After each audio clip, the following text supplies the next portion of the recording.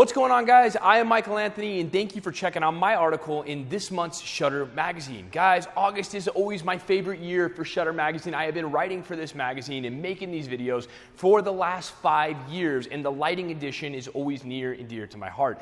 Lighting is something that I'm passionate about. I feel like it has given us a look in our brand that is distinguished our brand from many of our competitors in our area, and our clients come to us because they know that we're able to handle their wedding no matter what the lighting scenario is, which is why we happen to get a lot of winter weddings and we're booked all year round because our clients know that we're able to handle those things even when it is dark outside. But in my article, I'm talking about different lighting setups that I use every day with my clients, and these are things that may not be simple, right? It's a lot more intricate than just getting a light 45 degrees from your subject, which 5 years ago would get the job done. But today, there are too many photographers out there that know how to do this stuff. You have to be more precise, more technical with your lighting, and get yourself to the shot that you want quicker than you were able to do before, okay?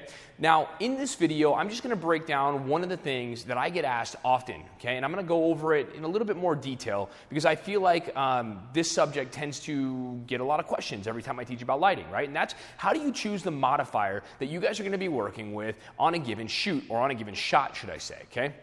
Now, I give the advice in my article to match the modifier for the type of scenario that your ambient light is going to be shot in, right? So for instance, if I'm out shooting in midday sun and the background has the midday sun falling on it, casting hard shadows everywhere, I am going to be using a hard light source, such as a zoom reflector, or maybe just bare flash directly at my subject, because now the flash, or the shadows on my subject match the shadows on my background, and it looks believable. Now, to that point, if I'm working on a cloudy day, and I'm going to be out shooting in, underneath overcast, okay, then I want to use a larger light modifier to simulate the softer shadows that are on the background. It really is that simple. There's really not that much to it in order to create believable images, and that's really all it comes down to. And I've said this over and over and over again, utilizing flash should not be done just because it's a look, right? That is not a good strategy to fall into as a photographer. You should be utilizing flash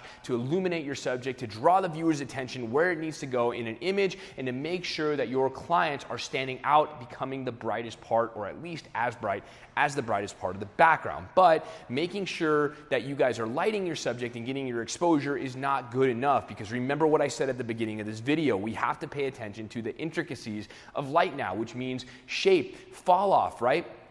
Utilizing things like the inverse square law and finding the proportion of fall off of light depending on the distance of it from your subject and the size of the light in relationship to your subject. These are all important things that you need to know, and you guys are not going to be able to become comfortable enough to utilize them like the back of your hand unless you practice, okay? Which is why I recommend going to conferences like Shutterfest or Lunacy to make sure that you guys have practice with models in an environment that is not going to be dependent on your clients and them paying you, because that creates stress. It doesn't allow you to shoot for you. You're going to have to be shooting for them, and you're not going to be able to learn the things or practice the things that you need to do in order to get better. So that's all I have for you guys this month. Thank you so much for checking out my article. Again, I love this magazine. I love writing these articles and filming these videos for you guys. And if there is something that you guys want to see, even if it's something that I've taught before, or maybe something that you guys want me to elaborate a little bit more on, please leave it in the comments below. I pay attention to these comments even though it's not on my own YouTube channel, because I want to make better content for you guys every time that I write